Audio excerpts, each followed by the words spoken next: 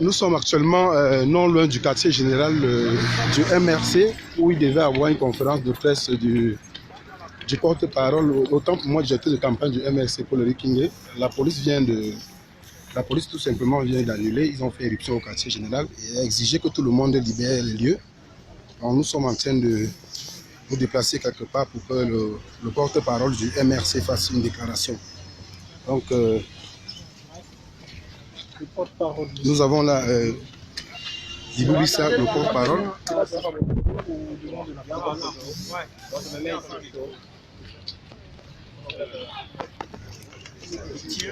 Donc, les gars, s'il vous plaît, on a de l'espace. Occupez.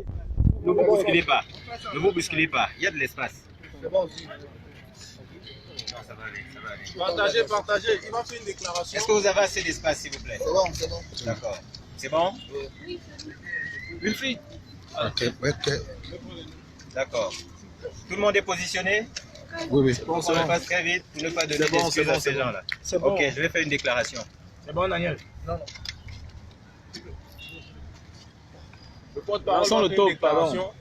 Allez-y. Une. Est-ce que c'est bon? C'est bon. Ok, on y va. Alors aujourd'hui, nous avions prévu une conférence de presse du directeur de campagne de Maurice Kamto. Le directeur de campagne, tout le monde le connaît, c'est M. Paul Henri-Kingé.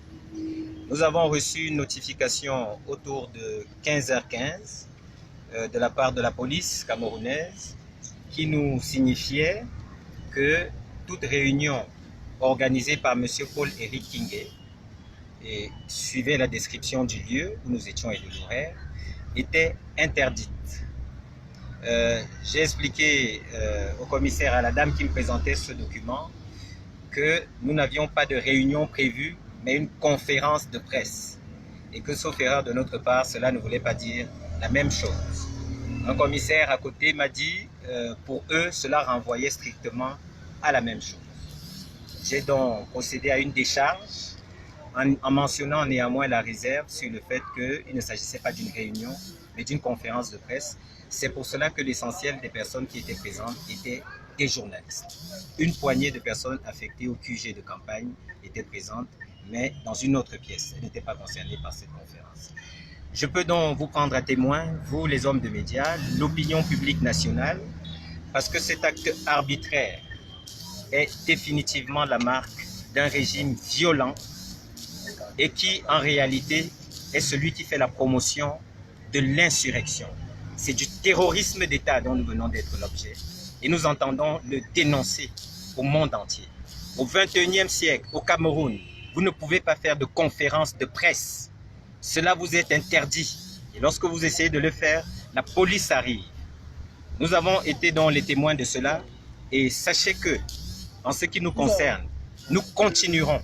Nous avons dit que nous ne reculerons devant aucune intimidation. Le peuple camerounais est debout et nous entendons rester debout à ses côtés. Je vous remercie. Alors, est-ce qu'il y a un plan B, M. Bibou, compte tenu de l'annulation de cette conférence? Qu'est-ce que vous comptez faire par la suite?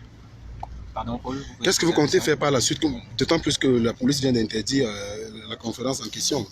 Nous prendrons d'abord toutes les mesures nécessaires pour que ce que nous venons de subir. Vous savez, les gens ne se rendent pas assez compte. Nous subissons, mais nous ne voulons pas avoir la posture de victime depuis le début. Nous avons des membres de nos équipes qui sont arrêtés quotidiennement. Nous en avons qui sont incarcérés suite à des violences et à de la torture. Et cela se poursuit désormais.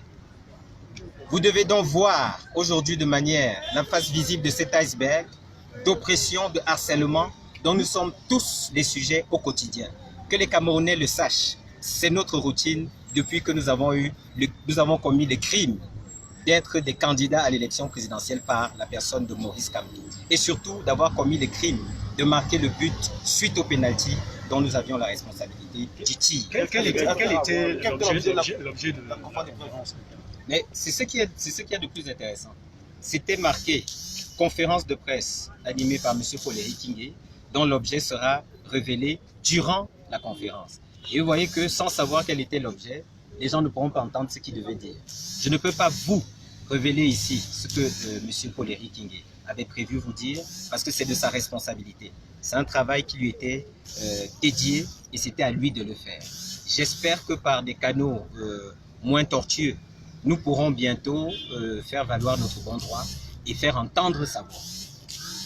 Toute manifestation a été interdite au niveau de l'arrondissement Léon des 4e. Il ne s'agit pas de toute manifestation, il s'agit de la réunion organisée par Paul-Éric Kingé ce jour. Devrait-elle également avoir lieu dans l'arrondissement Léon des 4e?